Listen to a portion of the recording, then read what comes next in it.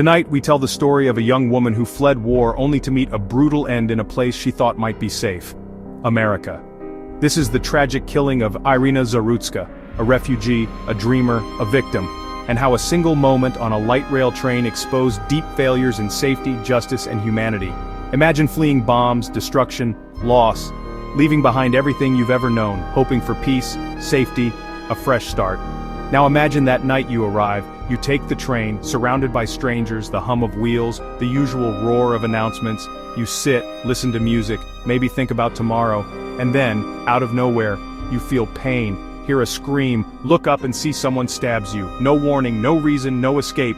That happened to Iryna Zarutska, a 23-year-old Ukrainian refugee, killed in cold blood on a Charlotte light rail train. Tonight we dive into who she was, how this happened, what followed, and why this should never happen again. The hum of the train was steady, rhythmic. It was late summer, August 22, 2025. Passengers sat scattered across the Lynx Blue Line light rail train in Charlotte, North Carolina. For most, it was an ordinary evening commute, but for one young woman this ride would be her last. Her name was Iryna Zarutska, a 23-year-old Ukrainian refugee. She had boarded the train with nothing more on her mind than getting home.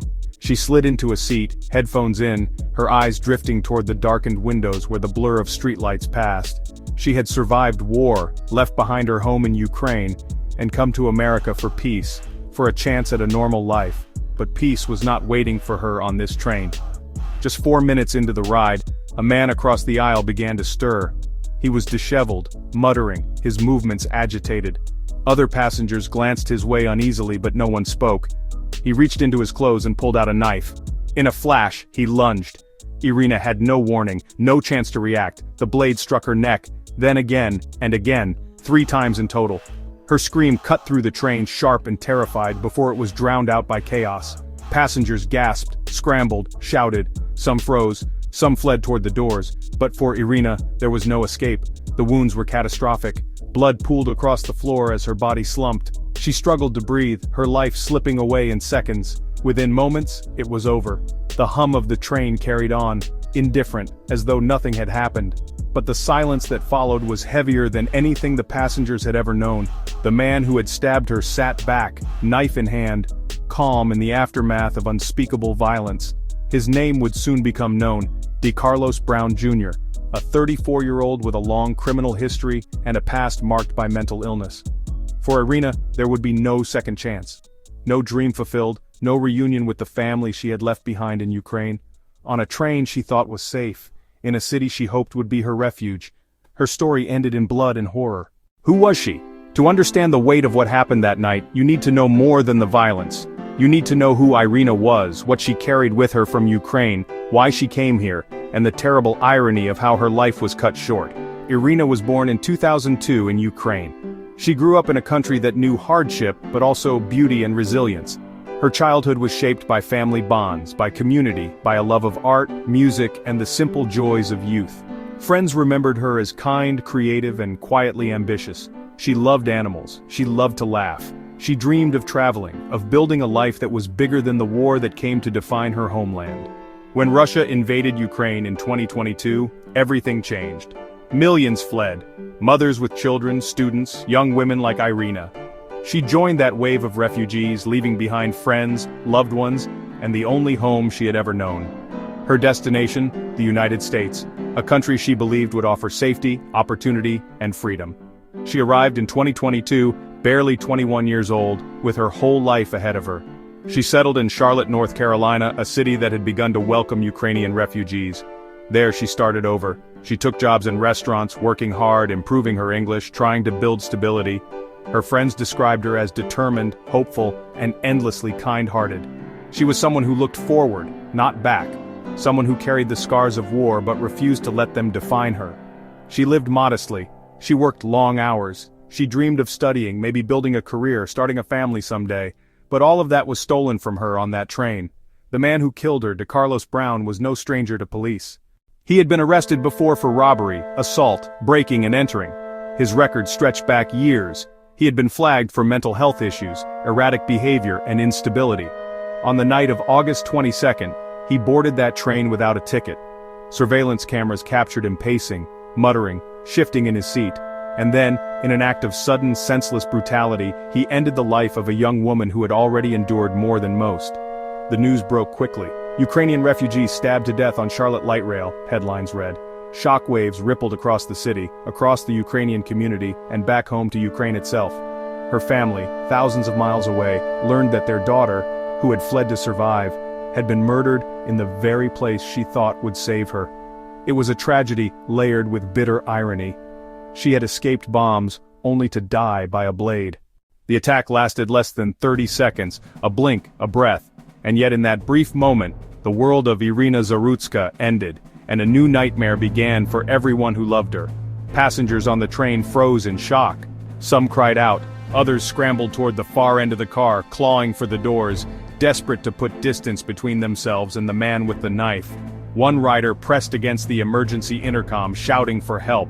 The sound of Iryna's final cry still echoed in the air, sharp and unforgettable. The train didn't stop immediately. The automated voice called out the next station, routine and robotic, indifferent to the horror unfolding inside. But within minutes the conductor was alerted, the train slowed, screeching into the platform. By then, it was too late for Iryna. Her blood had already soaked the floor, pooling beneath her seat. When the doors slid open, chaos spilled out. Passengers rushed onto the platform, some weeping, some silent in shock, others screaming for someone to call 911. A few stayed behind, hovering near her body, but powerless to do anything.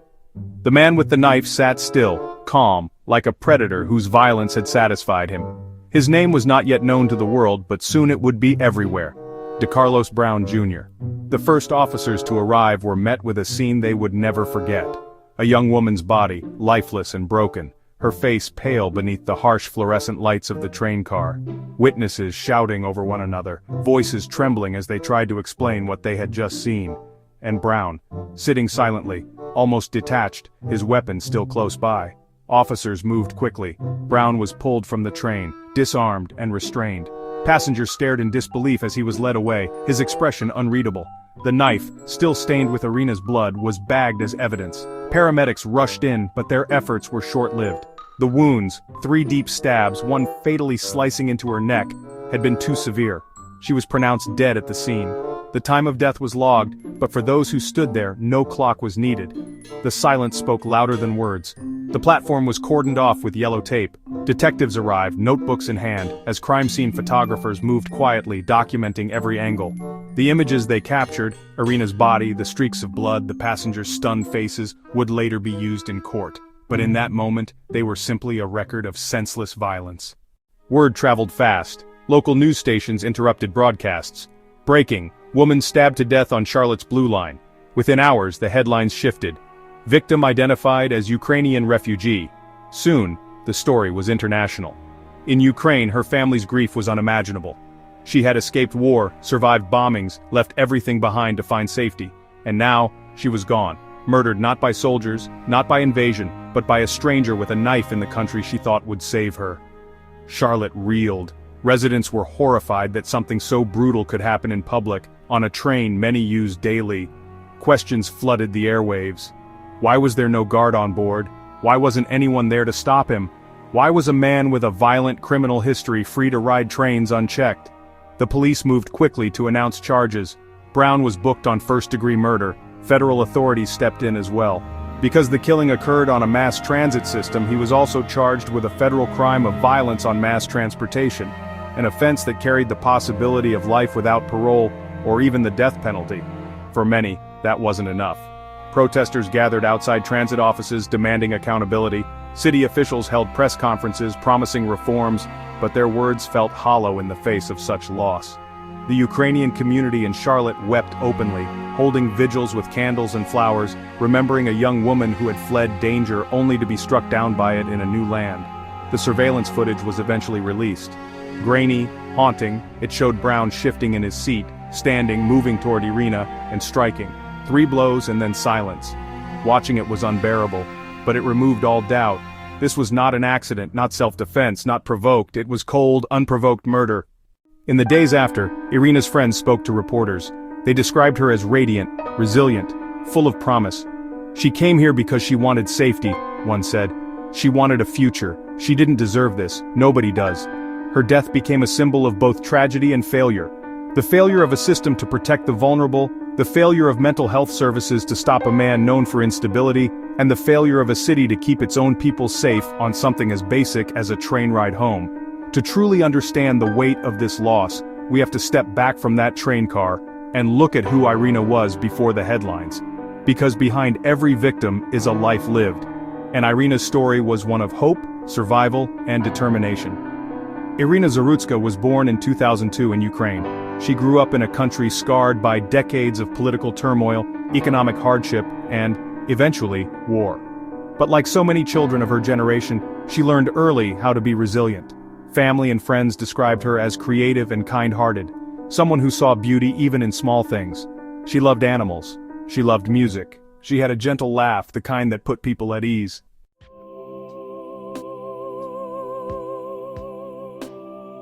Iryna Zarutska came to America for safety. She came with dreams, with determination, with hope, and though her life was cut short in a brutal act of senseless violence, her story will not be forgotten. She was more than a victim. She was a daughter, a friend, a dreamer, a survivor. She represents the countless people who leave behind everything for a chance at peace, only to find that peace can still be stolen. Let her name remind us that safety is not a privilege, it is a right. That mental health and justice systems must do better, that violence like this cannot be ignored.